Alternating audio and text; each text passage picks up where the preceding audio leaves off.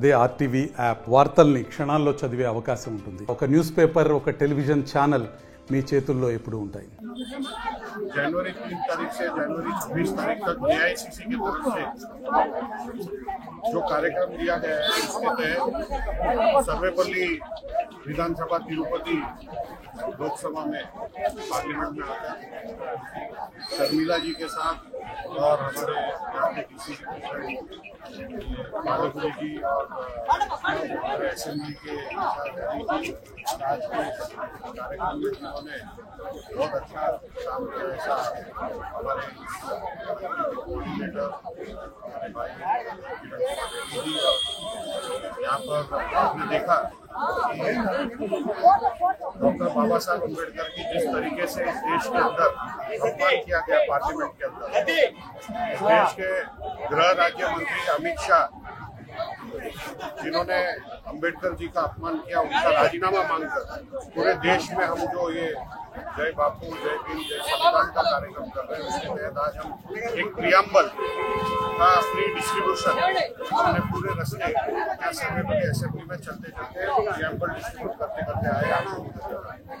आज इस देश को संविधान के माध्यम से चलाया जाता है और इस संविधान को बनाने वाले डॉक्टर बाबा साहब अम्बेडकर जी के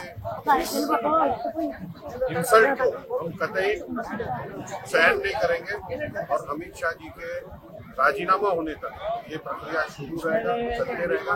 आज प्रियम्बल लेकर हमने लोगों को बताया कि प्रियम्बल का क्या महत्व है और देश के अंदर ये देश सिर्फ संविधान से चलेगा, डॉक्टर बाबा साहब अम्बेडकर के दिए हुए संविधान से चलेगा, ये कहकर ये मैसेज के साथ, ये संदेशा के साथ आज हमने सब जगह पूरे प्रदेश में, आंध्र प्रदेश में हमने ये राहुल जी ने जो हमको आदेश दिया उसके तहत खड़गे साहब ने जो आदेश दिया हमने सब जगह వచ్చి కార్యక్రమం ఎంత జయప్రదం జరిగిందంటేనే అంబేద్కర్ గారి మీద ఉండేటటువంటి గౌరవం బీజేపీ పార్టీ అర్థం చేసుకోవాల్సినటువంటి పరిస్థితి.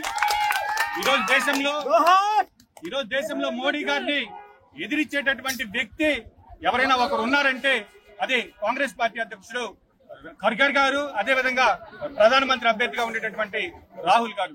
కాబట్టి రాజ్యాంగాన్ని మనకి పరిరక్షించుకోకపోతే, మనకు హక్కులు మనం కాలరాసుకుంటే భవిష్యత్తులో మళ్ళీ తిరిగి బానిస సంఖ్యలు మనం వేసుకోవాల్సినటువంటి పరిస్థితి ఏర్పడుతుంది. కాబట్టి ఈ కార్యక్రమానికి సంబంధించినట్టు షర్మిలారెడ్డి గారి పిలుపు మేరకు గణేష్ యాదవ్ గారు ఇక్కడికి రావడం, ఈ విధంగా మాట్లాడడం కూడా మాకందరికీ కూడా శుభపరిణామంగా భావిస్తున్నాం.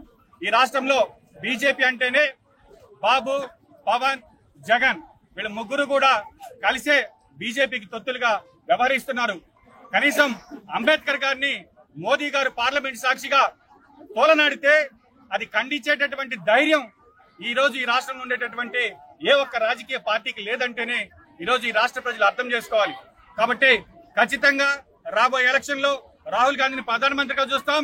అదేవిధంగా ఈ రాష్ట్రానికి తొలి మహిళా ముఖ్యమంత్రిగా రాజశేఖర రెడ్డి బిడ్డ షర్మిలమ్మని రాష్ట్ర ముఖ్యమంత్రి చేసే వరకు కాంగ్రెస్ పార్టీ శ్రేణులని కూడా కష్టపడి పనిచేస్తానని తెలియజేసుకుంటూ ఈ కార్యక్రమానికి విచ్చేసినటువంటి గణేష్ యాదవ్ గారికి ఆంధ్రప్రదేశ్ కాంగ్రెస్ పార్టీ తరఫున ప్రత్యేక ధన్యవాదాలు, కృతజ్ఞతలు తెలియజేస్తూ ఇక్కడికి విచ్చేసినటువంటి ప్రతి ఒక్కరికి కూడా కృతజ్ఞతలు తెలియజేస్తూ సెలవు తీసుకుంటున్నాను. జై హింద్, జై భీమ్. మరిన్ని వీడియోస్ కోసం ఛానల్ ని సబ్స్క్రైబ్ చేయండి. లేటెస్ట్ అప్డేట్స్ కోసం వాట్సాప్ ఛానల్ ని ఫాలో అవ్వండి. ఆ లింక్ డిస్క్రిప్షన్ లో ఉంది.